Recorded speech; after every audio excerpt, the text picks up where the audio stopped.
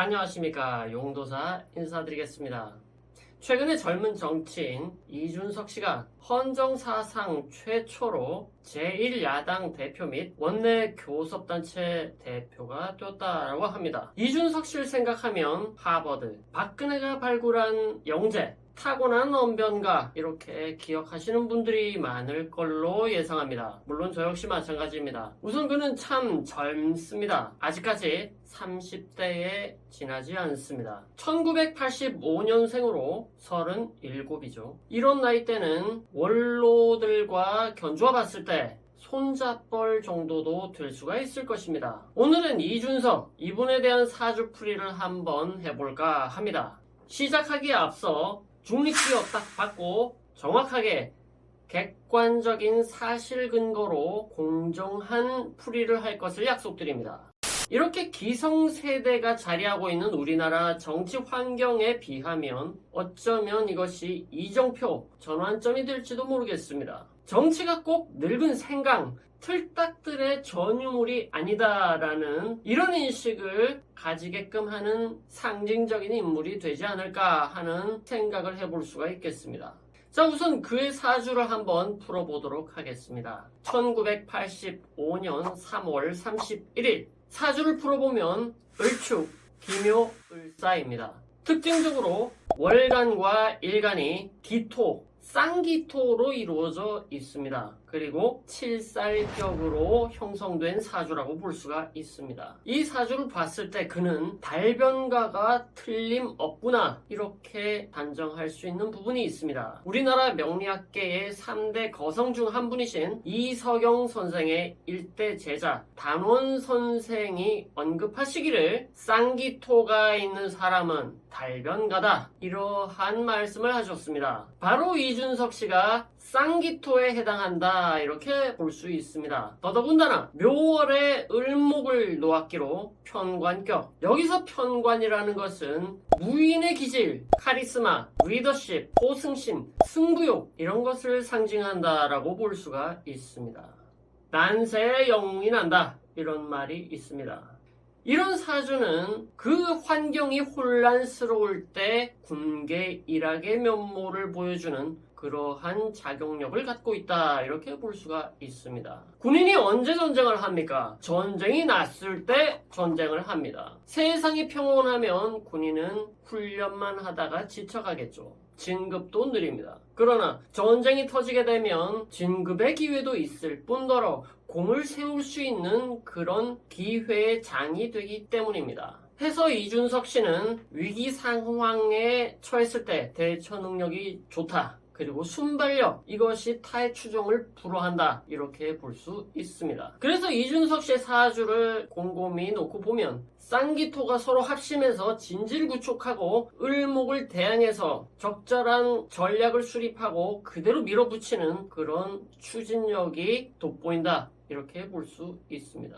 그렇기 때문에 단순한 달변가를 넘어서 편관격으로서의 그 맹렬한 기세와 상대방의 허점을 파고드는 비수 같은 전략 또한 돋보인다 이렇게 봐야 할 것입니다. 올해가 이준석 씨에게 좋은 결과물을 가져다 줄 수 있는 이유는 이러한 을목을 제압하는 신금, 즉 올해가 2021년 신축년이기 때문에 상황을 역전시키고 적의 굴복을 받아내는 그러한 상황이 되었기 때문에 현실에서 이런 결과가 도출된다 이렇게 볼 수가 있는 것입니다. 그런데 여기에 그가 더 돋보일 수 있었던 이유는 여당의 실책, 여당에 대한 민심의 이반 이런 것들이 역공을 펼칠 수 있는 절호의 기회가 되었기 때문이죠. 즉 운명적인 시간대인 2021년 신축년이기 때문에 좋은 운이 작동한다. 마냥 좋은 운만 작동한다라는 것이 모든 것은 아닙니다. 천시는 하늘이 정하지만 인사는 사람이 도모한다. 이러한 말이 있습니다. 이준석 씨는 당대표로 나서면서 머릿속에 그리는 그림이 많을 것입니다. 그러나 급진적으로 추진한다면 적을 만들면서 진격한다라면 버텨내기가 쉽지 않을 것이라는 조언을 감히 드리고 싶습니다. 왜냐하면 앞으로의 운이 그 그가 감당하고 견뎌내고 자격을 재는 그러한 시험의 무대가 되기 때문일 겁니다. 대표가 된다라는 것은 그 주어진 역량만큼 책임의 소재도 함께 따릅니다. 빠르면 올겨울부터 혹은 운이 바뀌게 되는 내년부터 상대 진영에 의해서 공격받거나 혹은 뜻이 다른 자로부터 의혹과 자격 검증이라는 그러한 공격을 받기가 쉽습니다. 게다가 나이마저 어리니까 얼마나 만만해 보이겠습니까? 물론 이준석 씨는 만만한 대상이 아닙니다. 그리고 그것을 용납조차 하지 않습니다. 그래서 이준석 씨가 걸어가야 될 앞으로의 3년은 마냥 꽃길이 아니라는 것을 예감할 수 있습니다. 자갈밭길이거나 혹은 진흙탕길이라고 볼 수 있습니다.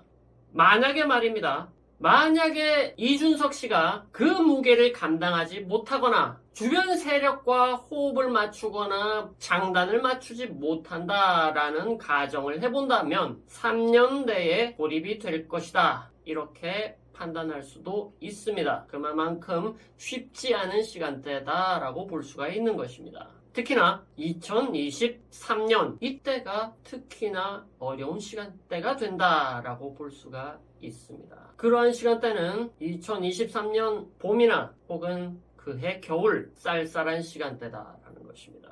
해서 날씨가 으슬으슬하니 옷을 좀 껴입는다라는 생각이 들 때는 그런 만큼 몸도 사리시기 바랍니다. 당장 내년만 하더라도 저가 구분이 혼란하다던가 정치의 지향점을 의심받는다던가 지금도 너 진보하냐? 하는 소리를 듣기도 하죠. 이것은 내년에 더 심화될 수도 있겠습니다. 이러한 상황 속에서 예측하자면 상대 진영, 즉 지금의 여당은 당대표와 당원 사이에 이간질을 조장한다던가 이런 물타기 전략을 한다라고도 예상을 할 수가 있겠습니다. 그러므로 이런 상태로 2023년을 맞게 된다면 주변 세력뿐만이 아니라 자신의 친척, 자신의 개인사 이런 것까지 들춰가며 맹렬한 검증, 공격 이런 것이 수반되리라 예상이 된다라는 것입니다. 이 시기에 여자 문제라던가 혹은 아버지와의 관계 같은 것들이라던가 상대 진영에서 이런 치부를 들추기 위한 작업이 부지런히 자행될 것으로 예상이 됩니다. 만약에 이런 것들이 걸리게 된다면 물타기가 시작되겠죠. 너희들도 내로남불 아니니? 이런 것들 말이죠.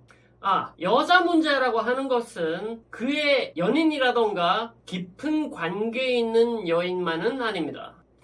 이준석 씨가 지금 쟁점으로 제시한 페미니즘의 문제라던가 이러한 여성에 의한 공격도 포함이 된다라고 볼 수 있습니다. 그렇게 내년과 내후년만 보더라도 쉽지 않은 상황인데 2024년에는 지지 세력이 해체된다던가 자신의 권리가 많이 위축되고 힘을 잃게 된다던가 이른바 백의 종군 이러한 상황까지 예측을 할 수가 있겠습니다. 이리 되든 저리 되든 자신의 지지 세력을 집결시키고 정치적 파워를 가지기 시작하는 시점은 2025년 추위가 물러가는 시점 4월 이후가 될 것입니다. 이준석 씨의 사주를 통해서 그의 품성을 한번 논해본다면 자신의 세력에게는 확실한 믿음과 전략적인 움직임, 각자의 포지션에서 역할 수행을 충실히 하는 이런 전략적 플레이를 좋아하는 타입이라고 볼 수가 있습니다. 그런 만큼 적에게는 자비가 없는 냉혹한 품성도 있다라고 볼 수가 있습니다. 그래서 편관격이거나 편관이 희신이 되는 경우에 군인이나 경찰 이런 것을 말을 많이 하는 이유가 됩니다. 그래서 그는 강자에게 고개를 숙이지 않는 고집과 반대를 무릅쓰고 진격하는 그러한 고집스러운 면도 있습니다. 지금부터는 자신 혼자가 아니다라는 것을 유념하셔야 할 것입니다. 이제는 스스로가 한 정당의 대표 자리를 맡게 되었습니다. 그런 만큼 자신의 소신 이것이 1순위가 아니라 팀플레이 이것이 우선이라는 것을 명심하지 않는다면 쉽지 않은 게임이 될 것이다. 보통 사람들은 쉬운 거를 먼저 하고 어려운 것은 미루는 습성이 있습니다. 그러나 이준석 씨는 청개구리 심보가 있습니다. 남이 뭐라 하던 추진력이 있는 그 에너지를 바탕으로 밀고 나갑니다. 이것이 운을 만났을 때는 큰 성과를 내기도 합니다. 바로 올해처럼 말이죠. 하지만 늘상 이런 특수 상황이 발생하지는 않을 것입니다. 그런 만큼 자신의 고집으로 인해서 팀워크가 깨지는 것, 이것을 스스로가 유념해야 된다라는 권고의 말씀을 드리고 싶습니다. 되게 병관격이라고 하면 불의를 참지 못하고 상대방이 힘이 있다고 해서 주춤거리거나 굽히는 것 대신에 골리앗을 만나서 대적하는 그런 다윗이 되고 싶은 사람입니다. 그렇기 때문에 올해는 자신의 소신이 여론의 힘을 얻고 주변의 호응을 얻어서 좋은 결과를 만들어냈습니다. 여기서는 일단 진중한 태도로서 멀리 큰 그림을 그리면서 나중을 위해서 엑셀을 밟기 바랍니다. 주역의 건위천 6효에 이런 말이 있습니다. 항룡유회, 높이 올라간 용이 후회를 한다, 이런 말이 있습니다. 제가 비행기 조종은 못 해봤지만 영화 같은 거는 좀 봤습니다. 주변 환경을 고려하지 않고 바로 제가닥 올리게 되면 불안정한 기류라던가 급작스런 기압의 변화, 이런 것들이 비행하는 데 지장을 초래할 수가 있을 것입니다. 파일럿이 상하 구분을 못하고 휘청휘청하는 그러한 장면들이 연상이 되는데 이것이 맞나? 그건 잘 모르겠습니다. 그래서 1등보다는 2등이 편하다, 이런 말도 있는 것이죠. 이준석 씨에게 드리고 싶은 주역의 교훈, 항룡유회입니다. 오늘은 여기서 마치도록 하겠습니다. 감사합니다.